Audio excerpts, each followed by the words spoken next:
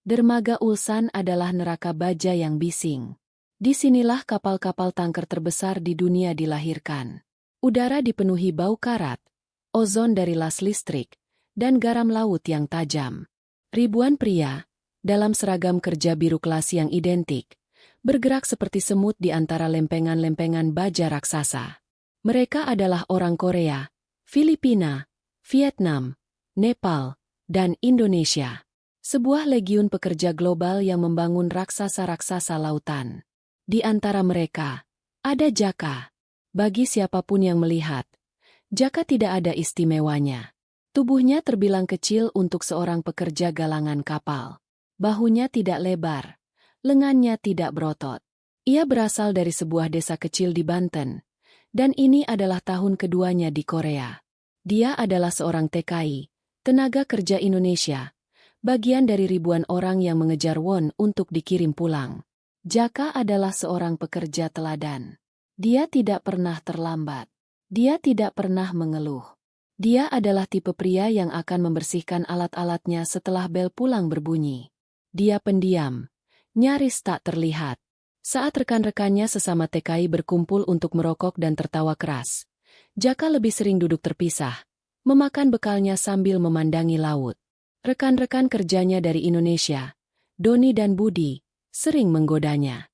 Jak, ayo gabung. Jangan anteng baik kayak nunggu ilham.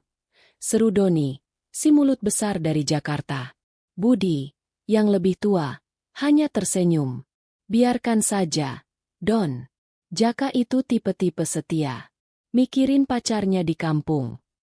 Jaka hanya akan tersenyum tipis. Dia tidak memikirkan pacar. Dia memikirkan adik perempuannya, Nisa, yang harus masuk kuliah tahun depan. Dia memikirkan ibunya yang sawahnya sering gagal panen. Dia memikirkan utang-utang yang harus ia lunasi. Ulsan adalah neraka, tapi neraka ini membayar tagihan. Di galangan kapal, hierarki adalah segalanya. Dan di bagian Hull Assembly 3, rajanya adalah Mandor Park. Park adalah pria Korea bertubuh besar dengan suara seperti kerikil. Dia membenci dua hal, keterlambatan dan kesalahan. Dan dia tampaknya, secara khusus, tidak menyukai Jaka. Bagi Park, Jaka adalah antitesis dari pekerja ideal. Pekerja galangan kapal seharusnya besar, berisik, dan kasar. Jaka kecil, diam, dan sopan. Park sering melemparkan helm atau sarung tangannya ke arah Jaka. Ya, Indonesia. Pali-pali. Cepat-cepat, teriaknya. Meskipun Jaka sudah bekerja 2 kali lebih cepat dari yang lain. Jaka tidak pernah membantah. Dia hanya akan membungkuk. Iya, mandor. Tunduk, patuh, dan tak terlihat. Dia menelan semua hinaan itu bersama nasi dingin dan kimchi di jam makan siangnya. Yang tidak diketahui Mandor Park, atau Doni, atau siapapun di Ulsan, adalah apa yang tersembunyi di balik mata tenang dan tubuh kecil itu. Mereka tidak tahu dari mana Jaka berasal. Banten. Sebuah tanah yang dikenal bukan hanya karena kemiskinannya, tapi karena ilmunya. Tanah para jawara dan kiai. Tanah di mana hal-hal yang tak terlihat sama nyatanya dengan lempengan baja. Insiden pertama terjadi pada hari Selasa yang dingin. Angin musim gugur menerpa dermaga, membawa hawa dingin yang menusuk tulang. Jaka sedang bertugas membersihkan sisa-sisa las di bawah lambung kapal. Pekerjaan kotor, panas, dan berbahaya.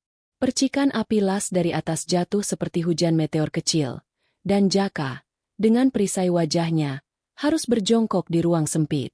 Mandor Park sedang dalam suasana hati yang buruk.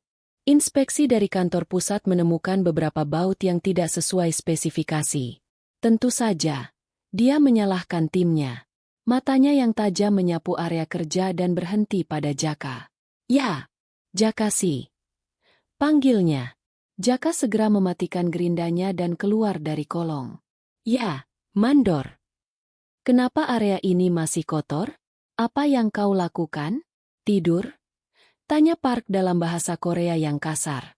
Saya sedang membersihkannya. Mandor. Terlalu lambat. Park menendang ember tempat sisa logam. Orang Indonesia. Pemalas. Hanya tahu makan dan tidur. Beberapa pekerja Korea di dekatnya tertawa pelan. Jaka mengepalkan tangannya di dalam sarung tangan tebal. Dia menunduk. Maaf, mandor. Saya akan lebih cepat. Hinaan itu adalah sarapan sehari-hari.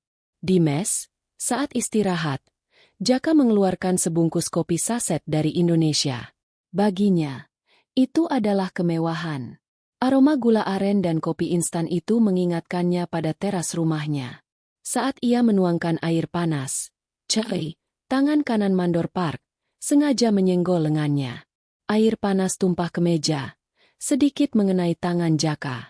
Aigo, kata Choi, pura-pura kaget. Maaf, aku tidak melihatmu. Kamu terlalu kecil. Doni, yang duduk di seberang, berdiri. Hei, jaga mulutmu. Jaka menahan lengan Doni. Sudah, Don. Nggak apa-apa. Dia dengan tenang mengambil lap dan membersihkan meja. Choi dan teman-temannya tertawa, meninggalkan mes. Jack, lu itu gimana, sih? Geram Doni.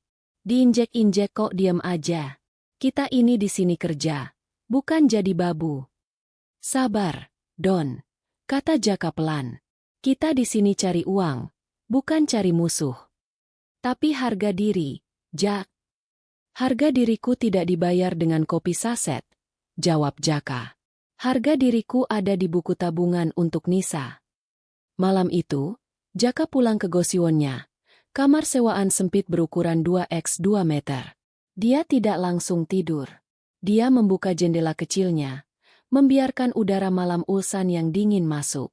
Dia berdiri di tengah ruangan sempit itu. Perlahan, dia melepas seragam kerjanya yang kotor. Di baliknya, tubuhnya kurus namun liat.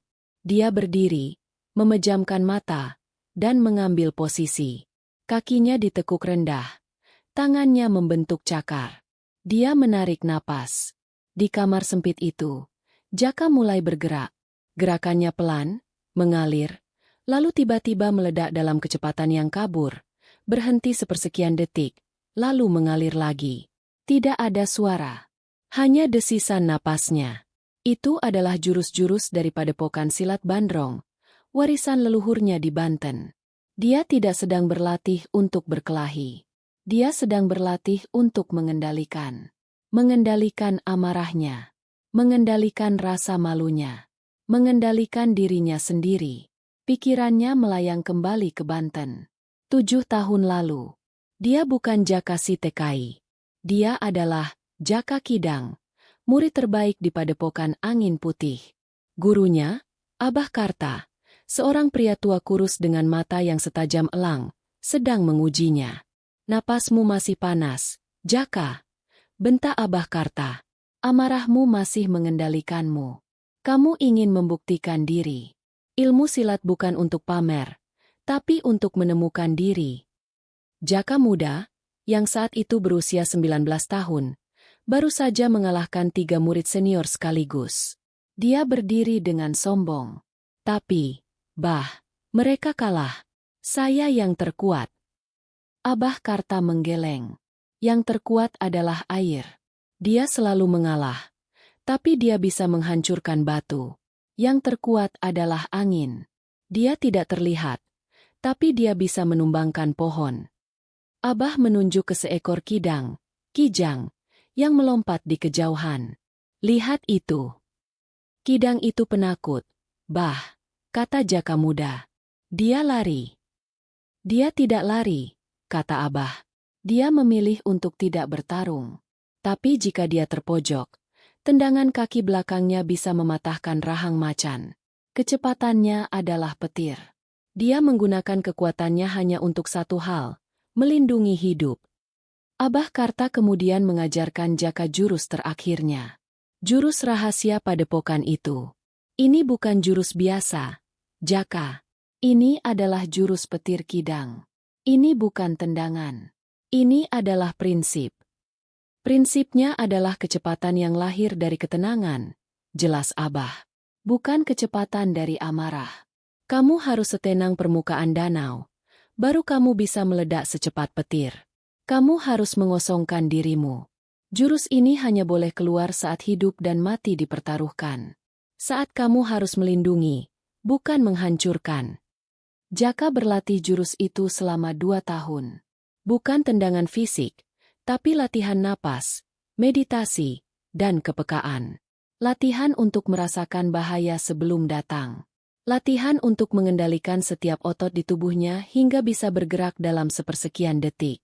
Kamu akan merantau, Jaka, kata Abah Karta saat Jaka berpamitan untuk pergi ke Korea. Di negeri orang, kamu adalah tamu. Sembunyikan ilmumu. Jadilah padi. Semakin berisi semakin merunduk. Jangan biarkan egomu membakar masa depanmu. Jaka membuka matanya. Dia kembali di kamar Gosiwon yang sempit di Ulsan. Napasnya teratur. Amarahnya pada Choi dan Mandor Park telah larut. Dia adalah padi. Dia adalah air. Dia sedang merunduk. Ada satu orang Korea yang tidak seperti yang lain. Namanya Kim Yang-soo. Dia adalah pekerja paling senior di galangan. Seorang ahjusi, paman, berusia akhir 50-an. Tangannya kapalan dan punggungnya sedikit bungkuk. Tanda puluhan tahun mengabdi pada baja. Ahjusi Kim adalah seorang welder, tukang las, legendaris. Ahjusi Kim jarang bicara, tapi dia selalu mengamati. Dia melihat bagaimana Mandor Park memperlakukan Jaka. Dia juga melihat bagaimana Jaka bekerja. Dia melihat Jaka mengencangkan baut yang dilupakan orang lain. Dia melihat Jaka membersihkan alat yang bukan miliknya. Suatu hari, saat jam makan siang, Ahjusi Kim duduk di sebelah Jaka yang sedang makan sendirian. Jaka terkejut. Biasanya pekerja Korea tidak mau semeja dengan TKI. Makan, kata Ahjusi Kim singkat, dalam bahasa Korea. Jaka mengangguk kaku. Ahjusi Kim membuka kotak makannya. Dia mengambil sepotong gimbap dan meletakkannya di atas kotak makan Jaka. Makan. Kamu terlalu kurus. Jaka tertegun. Kamsahamnida, Ahjusi. Terima kasih, Paman. Orang Banten, tanya Ahjusi Kim. Jaka terkejut. Bagaimana? Ahjusi Kim tersenyum tipis. Aku dulu pelaut. Sering ke Merak. Orang Banten. Matanya beda. Tenang. Tapi, isi. Jaka tidak tahu harus berkata apa. Mandor Park, kata Ahjusi Kim. Anjing yang menggonggong. Jangan dimasukkan ke hati. Fokus saja pada baja. Sejak hari itu, mereka sering makan bersama dalam diam. Ahjusi Kim tidak pernah membela Jaka secara terbuka. Tapi kehadirannya di sebelah Jaka membuat Choi dan yang lain sedikit menjaga jarak. Mereka menghormati Ahjusi Kim. Doni melihat ini. Gila lu, Ja. Deketin, bos besar, rupanya. Kata Doni, bercanda. Dia bukan bos, kata Jaka. Dia orang baik. Sama aja. Di sini, koneksi itu penting. Doni menepuk dadanya. Lihat gue. Gue sering traktir Mandor Park soju, alkohol Korea. Nanti gue pasti diangkat jadi asistennya. Jaka hanya tersenyum. Dia tahu Mandor Park menerima soju dari Doni, tapi di pagi hari, dia tetap memaki Doni seperti yang lain. Bagi Jaka, persahabatan diamnya dengan Ahjusi Kim adalah jangkar kecil di lautan yang bergejolak itu. Tekanan di galangan kapal meningkat. Mereka mengejar tenggat waktu untuk kapal tanker super baru pesanan dari Arab Saudi. Denda keterlambatan mencapai miliaran won per hari. Akibatnya, keselamatan mulai dikesampingkan. Jam kerja diperpanjang. Inspeksi diringkas. Mandor Park kini seperti banteng terluka. Dia meneriaki semua orang. Lebih cepat. Kita tidak punya waktu. Lupakan pemeriksaan ganda. Cukup satu kali. Ahjusi Kim menggelengkan kepalanya. Ini gila, gumamnya pada Jaka. Bekerja dengan baja besar butuh kesabaran. Terburu-buru akan mengundang maut. Jaka merasakannya. Atmosfer di galangan menjadi tegang. Semua orang lelah. Dan orang yang lelah membuat kesalahan. Jaka menjadi lebih waspada. Dia memeriksa ulang tali temali di derek. Dia mengecek ulang sambungan lasnya. Suatu sore, Jaka sedang membantu tim rigger mengarahkan lempengan baja seberat 20 ton. Tali baja derek tiba-tiba bergetar hebat. Jaka melihat ke atas. Baut di salah satu katrol pengendali tampak kendor. "Berhenti!" teriak Jaka. Operator derek tidak mendengarnya.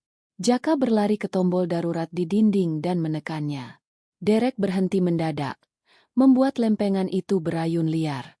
Mandor Park berlari. Wajahnya merah. "Siapa yang menekan tombol?" "Saya, Mandor," kata Jaka. Baut katrolnya kendor. "Bisa jatuh." Park mendongak. Dia melihat baut yang dimaksud. Wajahnya pucat sejenak, lalu kembali mengeras. Dia tidak berterima kasih pada Jaka. "Kenapa kamu yang menekan? Itu bukan tugasmu," bentaknya. "Tugasmu mengarahkan. Gara-gara kamu, kita kehilangan 10 menit." Park memukul helm Jaka. "Kembali bekerja. Tim pemeliharaan akan mengurusnya." Jaka kembali ke posisinya. Tangannya gemetar. Dia baru saja menyelamatkan nyawa banyak orang, dan yang dia dapatkan adalah pukulan di helm. Malam itu, Doni membawakannya sebotol Maggioli, anggur beras. "Gila, Jak. Lu hebat tadi. Tapi lu juga bodoh." "Maksudnya?"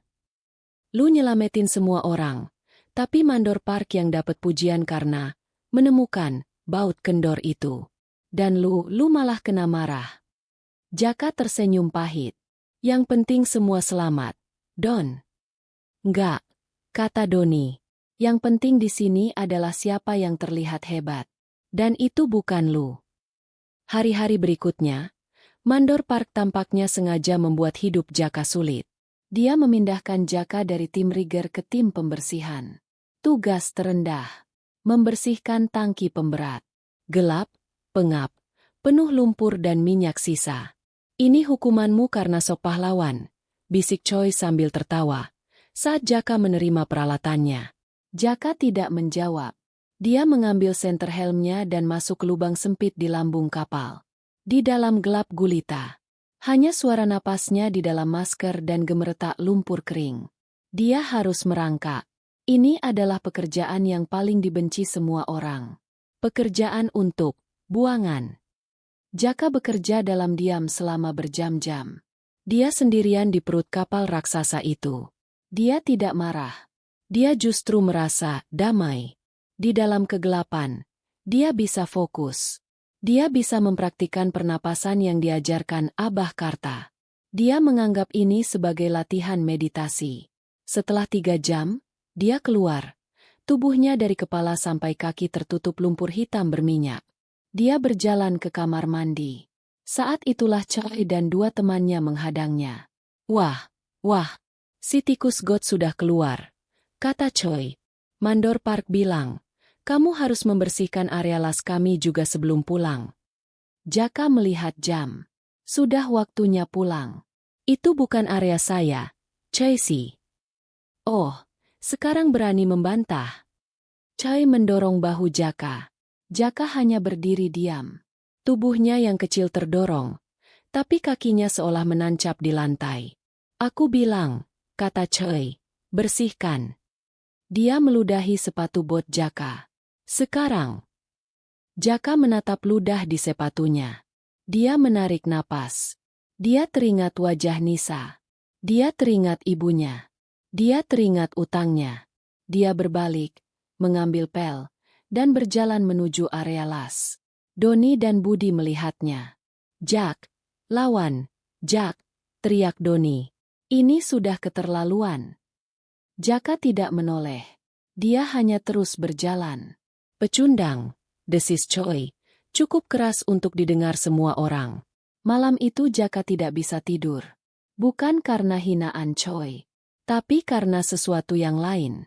Dia merasa gelisah. Ilmunya, yang ia tekan begitu dalam, mulai bergejolak. Rasa malunya berperang dengan ajaran gurunya. Dia keluar dari Gosiwon. Dia berjalan menyusuri jalan-jalan Ulsan yang sepi. Dia berjalan menuju bukit di belakang pabrik, tempat yang menghadap ke laut. Di sana, di bawah bulan purnama, Di antara pohon-pohon pinus Korea, dia melepas jaketnya. Malam itu dingin, napasnya mengepul di udara. Jaka mulai bergerak. Dia tidak lagi menahan diri. Gerakannya bukan lagi pelan dan mengalir.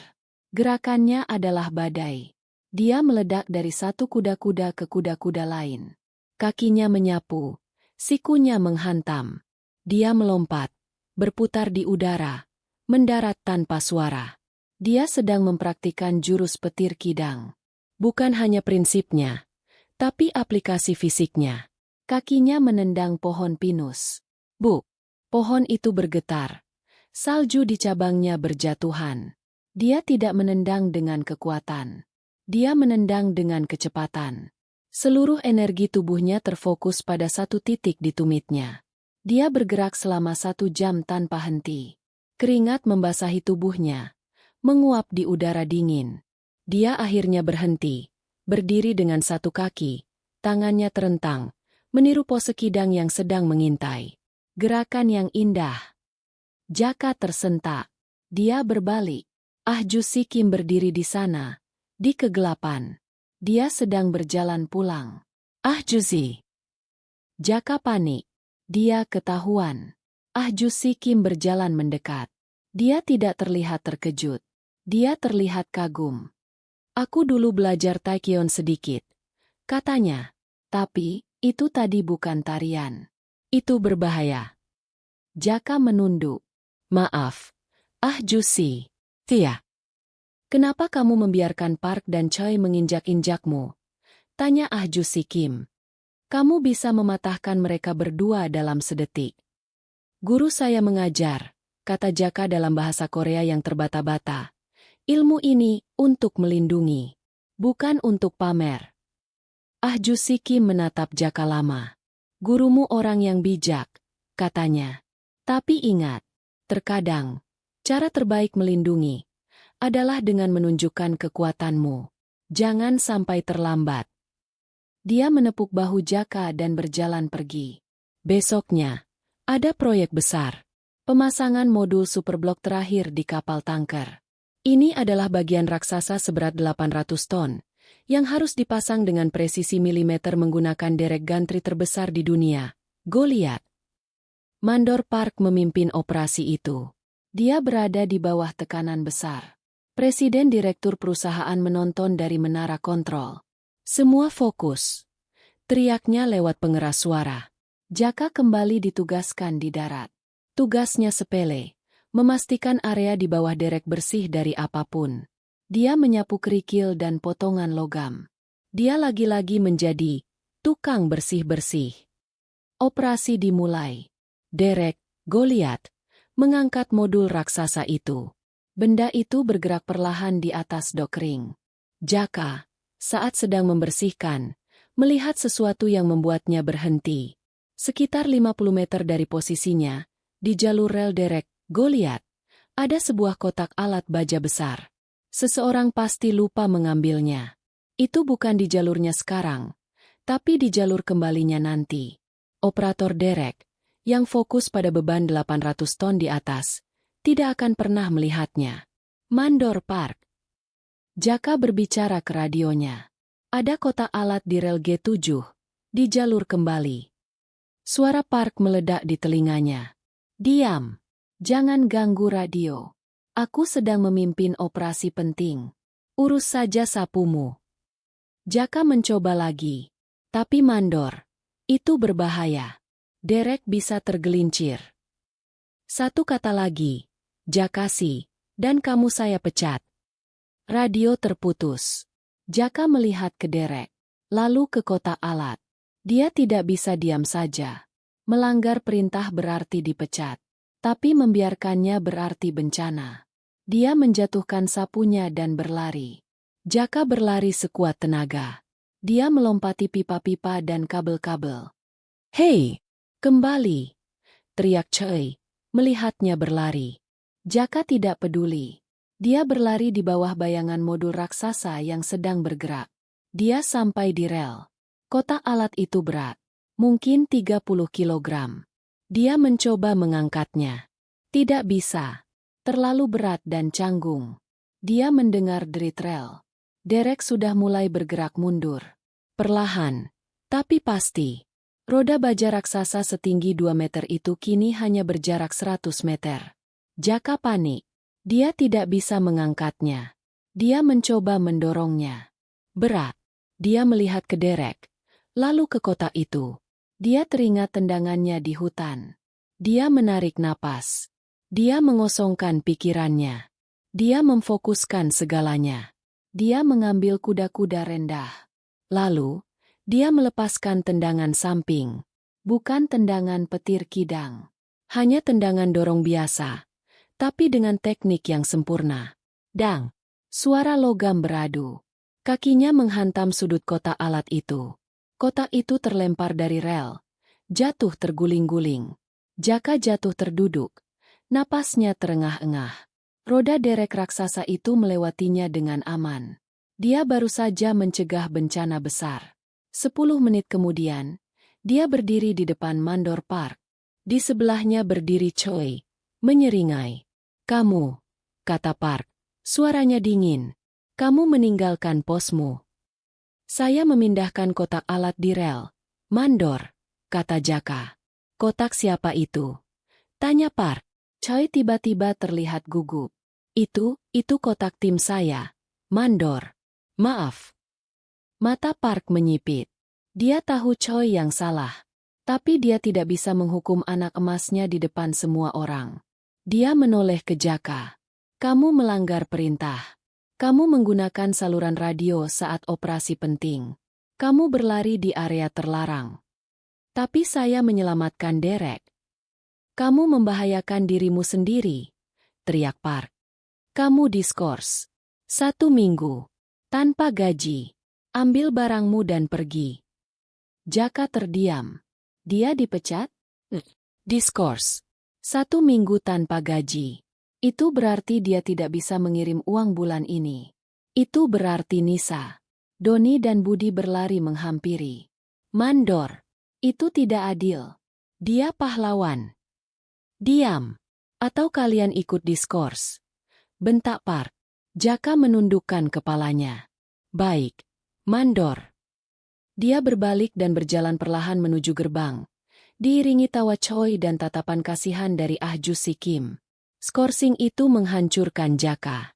Dia duduk di kamar Gosiwonnya selama 2 hari. Dia tidak makan. Dia hanya menatap dinding. Dia telah melakukan hal yang benar. Dia telah mengikuti ajaran gurunya untuk melindungi. Dan hasilnya? Dia dihukum. Dia gagal. Dia gagal menjaga pekerjaannya. Dia gagal untuk Nisa. Dia gagal untuk ibunya. Dia mengambil ponselnya dan menelepon ke Banten. "Assalamualaikum, Jaka?" Suara ibunya terdengar. "Waalaikumsalam, Bu." Jaka berusaha menahan suaranya agar tidak bergetar. "Ibu sehat?" "Alhamdulillah, Nak. Ibu sehat. Nisa juga. Kamu gimana?" "Baik-baik aja. Kan? Kapan kirim uang lagi?" "Uang pendaftaran Nisa sudah harus dibayar minggu depan." Jantung Jaka serasa diremas. Minggu depan. Dia tidak punya uang. Dia diskors. "Iya, Bu. Pasti, Bu. Nanti Jaka kirim." "Ya sudah. Jaga kesehatan di sana. Nak, jangan kerja terlalu keras. Ibu kangen." "Jaka juga kangen, Bu." Telepon ditutup. Jaka menatap ponselnya. Dia hancur. Dia telah mengikuti jalan kesabaran. Dan jalan itu membawanya ke jurang. Ah Ju Si Kim benar. Gurunya benar. Tapi mungkin dia salah mengartikannya. Mungkin, pikirnya, menjadi padi bukan berarti membiarkan dirimu diinjak-injak. Mungkin menjadi air bukan berarti diam saja. Mungkin, sudah waktunya menunjukkan kekuatan. Dia berdiri. Dia tidak akan menunggu 1 minggu. Besok, dia akan kembali ke galangan. Bukan untuk bekerja, tapi untuk menuntut keadilan. Dia akan menemui Mandor Park. Jika Park menolaknya, dia akan menemui direktur. Dia sudah muak menjadi si pendiam. Dia sudah muak diremehkan.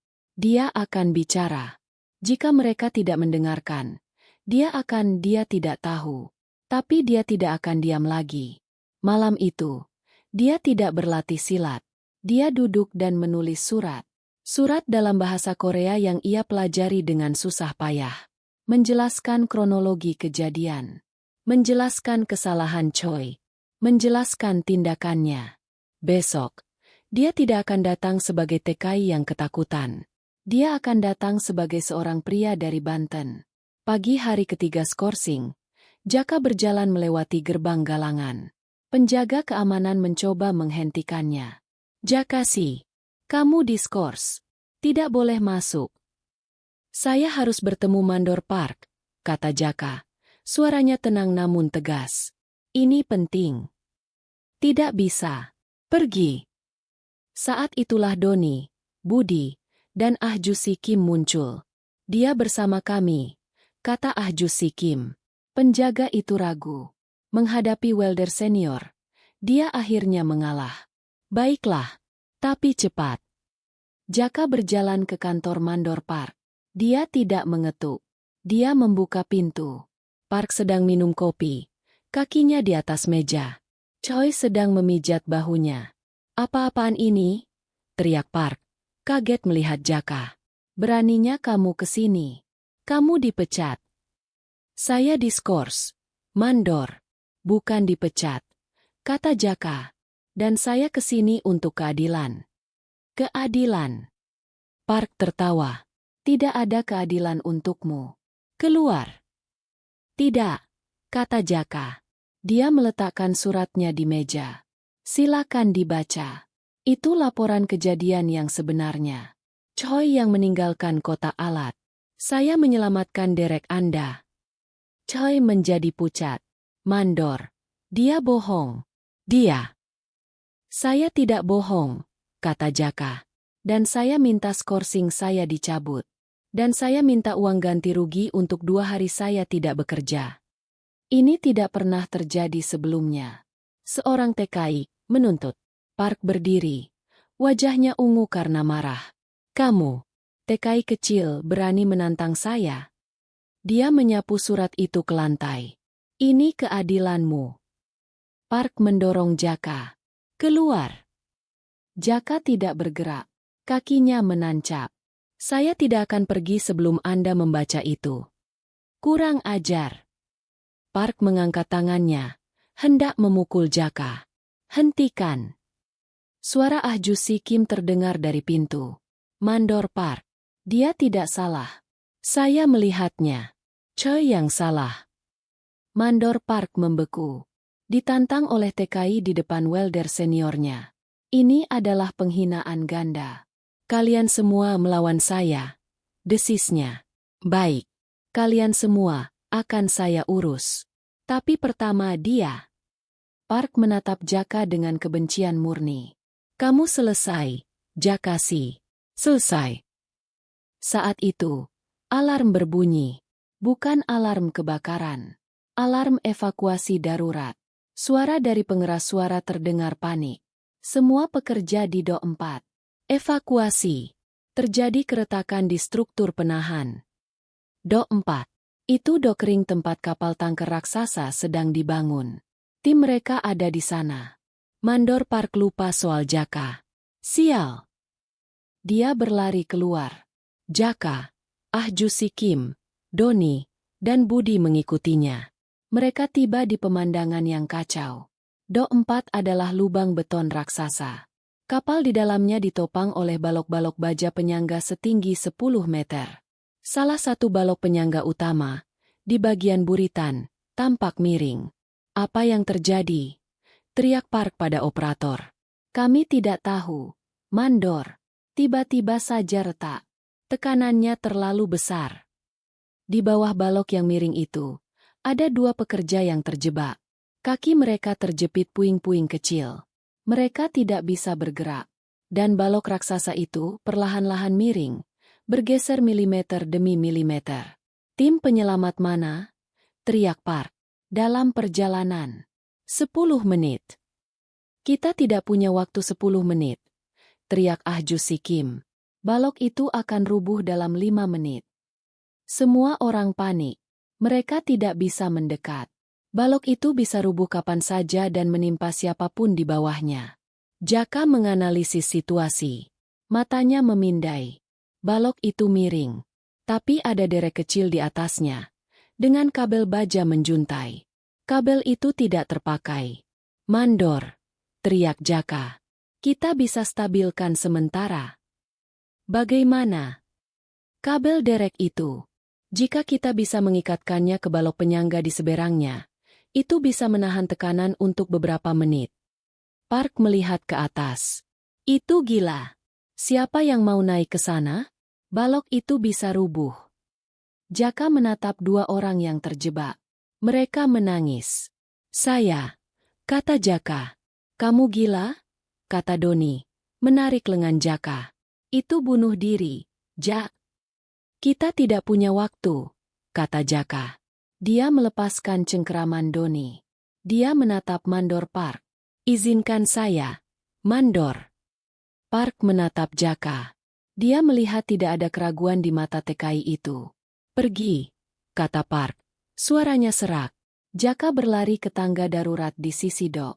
Dia memanjat dengan kecepatan yang tidak manusiawi. Dia tidak terlihat seperti pekerja. Dia terlihat seperti atlet. Dia sampai di platform atas, sejajar dengan balok yang retak. Sekarang bagian yang sulit. Dia harus melompat dari platform aman ke atas balok yang miring itu. Jaraknya 3 meter. Di bawahnya, lantai beton dok 15 meter. Jangan, teriak Ahju Si Kim dari bawah. Jaka tidak ragu. Dia teringat latihannya di Banten, melompat dari batu ke batu. Dia mengambil kuda-kuda. Dia menarik napas. Dia melompat. Dia mendarat di atas balok baja yang miring itu dengan sempurna. Dia nyaris tidak goyah. Di bawah, semua orang menahan napas. Dia seperti kucing, bisik Doni. Jaka berlari di atas balok miring itu. Dia meraih kabel baja berat dari derek di atasnya. Dia harus membawanya ke balok penyangga di seberang, berjarak 10 meter. Dia berlari, menyeret kabel baja yang berat. Balok di bawah kakinya berderit. Krak! Retakan baru muncul. Balok itu bergeser. Jaka terpeleset. Jaka tergelincir. Satu kakinya terperosok ke celah di antara struktur. Dia tergantung. Di bawah, orang-orang berteriak. Dia berpegangan pada kabel baja dengan satu tangan. Jaka! Teriak Budi. Mandor Park memejamkan matanya. Habislah sudah. Tapi Jaka tidak jatuh. Dengan kekuatan yang tidak terduga, dia mengayunkan tubuhnya. Dia menggunakan berat kabel baja sebagai penyeimbang. Dia menarik kakinya. Dia kembali berdiri di atas balok. Dia tidak berhenti. Dia terus berlari. Dia sampai di balok penyangga yang aman di seberang. Dia mulai melilitkan kabel baja itu. Tahan! Tahan! Teriaknya ke bawah. Pada tim penyelamat yang baru tiba. Dia mengikat simpul darurat. Simpul pelaut yang diajarkan ayahnya. Yang dikombinasikan dengan prinsip ikatan dari silat. Kabel baja itu menegang. Balok yang miring itu berhenti bergeser. Dia berhasil. Jaka menghela napas lega. Mandor. Sudah stabil. Cepat keluarkan mereka. Tim penyelamat berlari masuk. Mereka mulai membebaskan dua pekerja yang terjebak. Tapi Jaka melihat sesuatu yang lain. Dia masih di atas. Dia melihat dari sudut yang berbeda. Kabel yang baru ia ikat menahan balok. Tapi tekanan itu berpindah. Bukan ke balok lain. Tapi ke platform tempat Mandor Park dan Choi berdiri. Dia melihat retakan rambut muncul di beton di bawah kaki Mandor Park. Mandor, pergi dari situ. Teriak Jaka. Platformnya akan runtuh. Mandor Park mendongak. Tidak mengerti. Apa katamu? Krak. Retakan itu membesar. Platform beton di bawah Park, Choi, dan beberapa pekerja lain bergetar. Tekanan dari kabel yang ditahan Jaka terlalu besar. Lari! Teriak Ahju Si Kim. Pekerja lain berlari. Tapi Choi, karena panik, tersandung dan jatuh.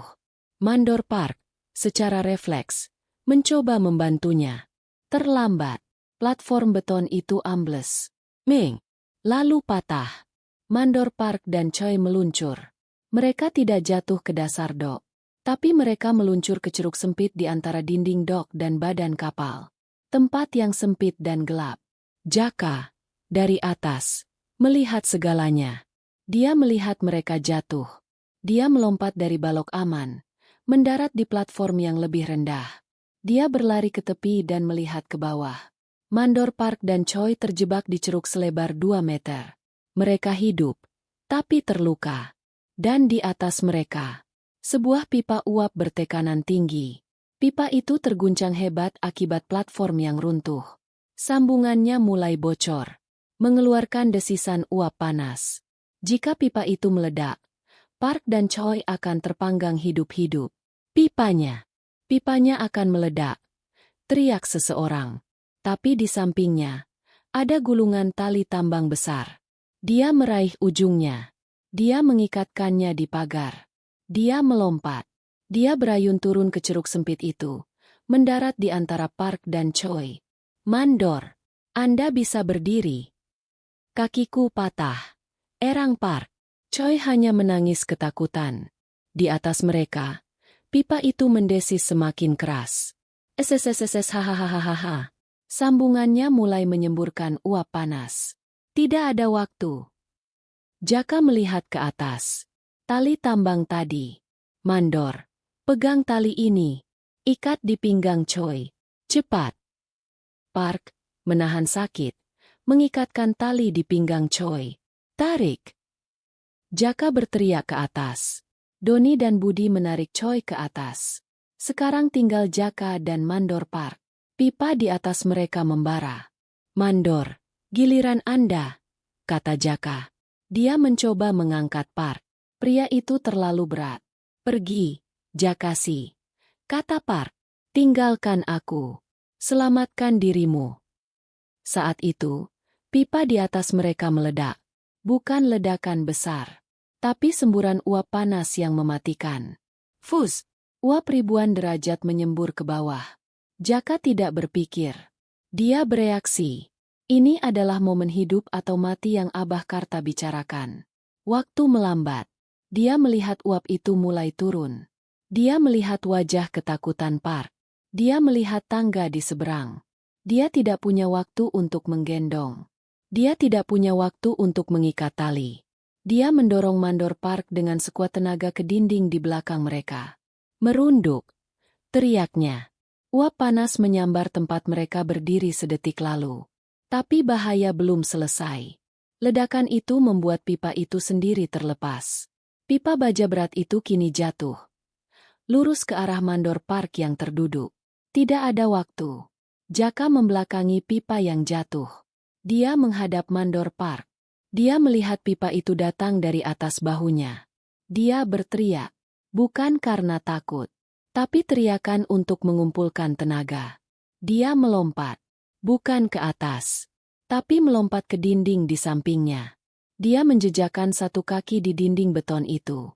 Lalu, dari dinding itu, dia meluncur, berputar di udara. Seluruh prinsip jurus petir kidang keluar. Ketenangan. Kecepatan.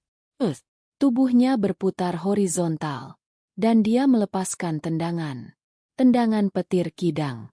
Kakinya, yang dibalut sepatu bot keselamatan, menghantam pipa baja yang sedang jatuh itu. Dedent. Suara itu lebih keras dari ledakan. Itu adalah suara baja beradu baja. Tendangan Jaka, yang diluncurkan dari dinding, dengan kecepatan petir, mengubah arah pipa itu. Pipa itu terlempar, menghantam dinding seberang, dan jatuh ke dasar ceruk. Hanya meleset beberapa sentimeter dari kaki Mandor Park. Jaka mendarat. Dia tidak mendarat dengan anggun. Dia mendarat dengan keras di atas puing-puing. Kakinya, yang baru saja menendang pipa baja, tertekuk dalam sudut yang salah. Krak! Dia mendengar suara tulangnya sendiri patah. Rasa sakit yang luar biasa, putih dan panas, menjalari tubuhnya. Lalehning. Uap mulai menipis. Di ceruk sempit itu, hanya ada suara erangan Mandor Park dan napas terengah Jaka. Mandor Park menatap Jaka. Dia melihat TKI kecil dari Banten itu tergeletak di puing. Dia melihat kakinya yang tertekuk aneh. Dia melihat ke pipa baja yang berasap di sampingnya. Dia melihat ke dinding tempat Jaka menjejak. Dia tidak mengerti apa yang baru saja terjadi. Itu tidak mungkin. Manusia tidak bisa bergerak seperti itu. Manusia tidak bisa menendang pipa baja yang jatuh. Jaka sih? Bisik Park. Jaka mencoba duduk. Rasa sakit membuatnya nyaris pingsan. Dia hanya berhasil bersandar di dinding. Dia menatap Mandor Park. Dia tersenyum. Kita, kawan. Sajanim. Katanya. Lalu dia pingsan. Di atas, di tepi dok, semua orang terpaku. Mereka melihat semburan uap. Mereka mendengar suara dentuman logam yang mengerikan. Lalu hening. Mandor. Jaka. Teriak Ahjus si Kim. Doni dan Budi berlari ke tepi. Menangis. Jaka. Ka. Tim penyelamat bergegas menurunkan tandu. 2 petugas turun ke ceruk. Beberapa menit kemudian, radio mereka berbunyi. Kami menemukan mereka. Mereka hidup. Keduanya hidup. Mandor Park kakinya patah. Jaka juga kakinya parah. Seluruh galangan kapal terdiam. Saat tim penyelamat mengangkat Jaka ke atas tandu, seluruh pekerja, Korea, Indonesia, Vietnam, berkumpul. Mereka membuka jalan. Mereka melihat TKI pendiam itu. Wajahnya pucat karena kesakitan. Seragamnya robek, kakinya hancur. Dia tidak sadarkan diri. Lalu, mereka mengangkat Mandor Park. Dia sadar. Dia terluka. Tapi dia tidak melihat tim medis. Matanya terus tertuju pada tandu Jaka yang dibawa di depannya. Choi berdiri di antara kerumunan. Wajahnya pucat pasi. Dia melihat Jaka. Dia melihat Mandor Park. Dia melihat pipa baja yang diangkat dari ceruk. Dia teringat hinaannya. Orang Indonesia lemah. Tikus got. Dia perlahan berjalan ke depan. Saat tandu Jaka melewatinya, Choi, si preman galangan, tiba-tiba membungkuk. Bukan membungkuk biasa. Dia membungkuk 90 derajat. Tanda hormat tertinggi. Satu persatu, pekerja Korea lainnya ikut membungkuk. Doni dan Budi berdiri tegak. Air mata mengalir di pipi mereka. Mereka tidak lagi melihat Jaka si pendiam. Mereka melihat seorang jawara. Seluruh galangan kapal terdiam. Hening. Hanya ada suara angin laut dan sirene ambulans yang mendekat. Jaka terbangun di ruangan putih bersih. Bau alkohol dan antiseptik. Rumah sakit. Kakinya terasa berat. Dibungkus gips tebal dari paha sampai mata kaki. Sudah bangun. Suara Ahjus si Kim. Ahjus si Kim duduk di sampingnya. Mengupas apel. Kaki kirimu. Patah parah di 3 tempat. Tapi dokter bilang kamu akan bisa jalan lagi. Butuh waktu. Mandor Park? Tanya Jaka. Suaranya serak. Di kamar sebelah. Kakinya juga patah. Dia selamat. Berkat kamu. Ahjus si Kim meletakkan sepotong apel di mulut Jaka. Makan. Kamu, kata Ahjus si Kim, orang paling gila yang pernah kutemui. Dia tersenyum. Dan paling berani. Pintu terbuka. Doni dan Budi masuk, membawa keranjang buah besar. Wih, jagoan kita bangun. Seru Doni. Gila lu, Jak. Gue kira lu mati. Bos besar dari Seoul datang, kata Budi. Mereka melihat rekaman CCTV di dok. Mereka melihat segalanya. Lompatanmu. Tendanganmu. Seluruh galangan membicarakanmu, kata Doni. Mereka menyebutmu, Indonesian Spider-Man. Choi si brengsek itu dia dipecat pagi tadi. Bukan dipecat, kata Jaka pelan. Dia mengundurkan diri. Sama aja, kata Doni. Mandor Park, dia belum bicara sejak kemarin. Dia hanya diam saja. Jaka dirawat selama seminggu. Setiap hari, Ahjus si Kim datang membawakan makanan rumahan dari istrinya. Kimchi jjigae, bulgogi. Makan, katanya. Biar kuat. Para TKI lain bergantian menjenguknya, membawakannya kopi saset dan Indomie. Dia tidak pernah punya teman sebanyak ini. Di hari ketujuh, pintu kamar Jaka terbuka. Mandor Park masuk, menggunakan kursi roda. Wajahnya tirus dan ada lingkaran hitam di bawah matanya. Jaka mencoba duduk. Mandor Park mendorong kursi rodanya ke samping tempat tidur Jaka. Dia tidak menatap Jaka. Dia menatap kaki Jaka yang digips. Dokter bilang, kata Park pelan, kakimu butuh 6 bulan. Jaka mengangguk. Park terdiam lama. Kenapa? Bisiknya. Kenapa? Apanya? Mandor. Kenapa kamu kembali? Kenapa kamu menyelamatkanku? Park akhirnya menatap Jaka. Matanya merah. Aku menghinamu. Aku memukulmu. Aku menghukummu padahal kamu benar. Aku membiarkan Choi. Kita kawan, Sajang Nim, kata Jaka, mengulang kata-kata yang ia ucapkan sebelum pingsan. Kalimat itu memukul Park lebih keras dari pipa baja. Pria itu menundukkan kepalanya. Bahunya bergetar. Mandor Park, si banteng Ulsan, menangis. Maafkan aku, isaknya. Jakasi, maafkan aku. Aku salah. Aku salah. Jaka mengulurkan tangannya dan menepuk bahu Park. Tidak apa-apa, Mandor. Yang penting kita semua selamat. Park mengangkat kepalanya. Dia meraih tangan Jaka. Tangan TKI yang kecil dan kurus. Dia menggenggamnya erat. Kamu, kata Park, bukan pekerja. Kamu guru. Saat Park keluar dari kamar Jaka, seluruh perawat melihatnya. Mandor galangan yang terkenal paling keras Seulsan itu, matanya bengkak karena menangis. Jaka kembali ke galangan 3 bulan kemudian, berjalan dengan bantuan kru.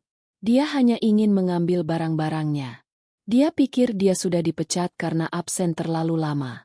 Saat dia berjalan pincang melewati gerbang, sesuatu yang aneh terjadi. Pekerja yang melewatinya berhenti dan membungkuk. Bukan hanya TKI. Pekerja Korea. Mereka membungkuk hormat. Selamat pagi, Jakasi. Jaka bingung. Dia berjalan ke kantornya. Doni dan Budi menyambutnya seperti pahlawan. Mandor baru kita sudah menunggu, kata Doni. Mandor baru? Ya. Mandor Park dipindahkan. Dia sekarang kepala bagian logistik. Kerja di kantor, kata Budi. Dia yang merekomendasikan. Jaka masuk ke kantor. Di kursi Mandor, duduk Ahjusi Kim. Dia tersenyum. Selamat datang kembali, Jakasi. Ahjusi maksud saya, Mandor Kim, kata Jaka. Saya kesini hanya mengambil barang, potong Ahjusi Kim. Kamu tidak akan kemana-mana. Baca ini. Dia memberikan Jaka sepucuk surat resmi dari kantor pusat di Seoul. Surat itu dalam bahasa Indonesia. Tuan Jaka dari Banten. Bunyinya. Atas keberanian dan pengorbanan Anda, perusahaan menawarkan Anda posisi permanen sebagai Inspektur Kepala Keamanan Galangan Kapal Ulsan. Anda akan melapor langsung ke Direktur. Jaka terduduk. Inspektur Kepala? Tapi saya hanya TKI. Kamu adalah orang tercepat yang pernah kami lihat, kata Ahjusi Kim. Dan kamu punya mata elang. Perusahaan tidak bodoh. Mereka tahu siapa yang berharga. Jaka menjadi inspektur kepala. Dia tidak lagi memakai seragam biru. Dia memakai seragam beige dengan helm putih. Dia punya kantor sendiri. Dia mengubah segalanya. Dia membuat pelatihan keselamatan dalam 3 bahasa. Korea, Indonesia, dan Vietnam. Dia menuntut pemeriksaan ganda untuk semua derek.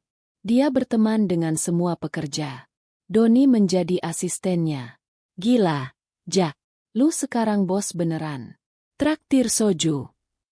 Jaka tertawa. Ayo. Tapi kopi saset dulu. Suatu hari, seorang eksekutif dari Seoul datang menemuinya. Jakasi, kami ingin Anda pindah ke Seoul. Ke kantor pusat. Mengawasi keselamatan semua galangan kami di seluruh negeri. Kami akan berikan apartemen di Gangnam. Gaji 3 kali lipat. Jaka menatap keluar jendela. Dia melihat baja. Dia melihat laut. Dia melihat kapal raksasa. Dia telah berhasil. Dia bisa membawa Nisa dan ibunya ke Korea. Hidup mewah di Gangnam. Dia teringat kamar Gosiwonnya. Dia teringat hinaan Choi. Dia teringat tendangannya. Kakinya masih terasa ngilu jika cuaca dingin. Dia memikirkan Banten. Dia memikirkan Abah Karta, yang telah meninggal setahun lalu. Dia memikirkan padepokannya yang kini kosong. Tuan, kata Jaka, terima kasih atas tawarannya. Tapi boleh saya minta hal lain? Jaka pulang. Dia tidak mengambil tawaran di Seoul. Dia mengundurkan diri. Perusahaan memberinya bonus pesangon yang sangat besar. Cukup untuk melunasi semua utang keluarganya, menyekolahkan Nisa sampai S3, dan membangun rumah baru untuk ibunya. Seluruh galangan Ulsan mengantarnya ke bandara. Ah Ju-si Kim memeluknya. Jangan lupakan kami, Jakasi. Mandor Park juga ada di sana. Dia sudah berjalan normal. Dia tidak banyak bicara. Dia hanya memberikan Jaka sebuah kotak kecil. Untukmu, katanya. Di pesawat, Jaka membukanya. Itu adalah stempel dojang, stempel nama, khas Korea. Tapi bukan dari batu biasa. Itu dari giok terbaik. Dan ukirannya bukan nama Jaka. Ukiran itu bergambar seekor kidang, rusa, yang dikelilingi petir. Jaka tersenyum. Dia menatap keluar jendela, ke awan. Dia pulang. Setahun kemudian, di sebuah bukit kecil di Serang, Banten, berdiri sebuah padepokan baru. Bukan padepokan kuno, tapi bangunan modern yang bersih, dengan dojo terbuka yang menghadap ke sawah. Namanya, Padepokan Petir Kidang. Di dalamnya, puluhan anak-anak desa berlatih silat. Mereka tidak berlatih untuk berkelahi. Mereka berlatih kelincahan, pernapasan, dan disiplin. Di teras, Jaka, yang kini berjalan dengan sedikit pincang, mengawasi mereka. Dia tidak lagi kurus. Dia tampak berisi dan damai. Di sampingnya, Nisa, yang kini mahasiswi, sedang membuatkan teh. Sebuah mobil tiba. Dua pria turun.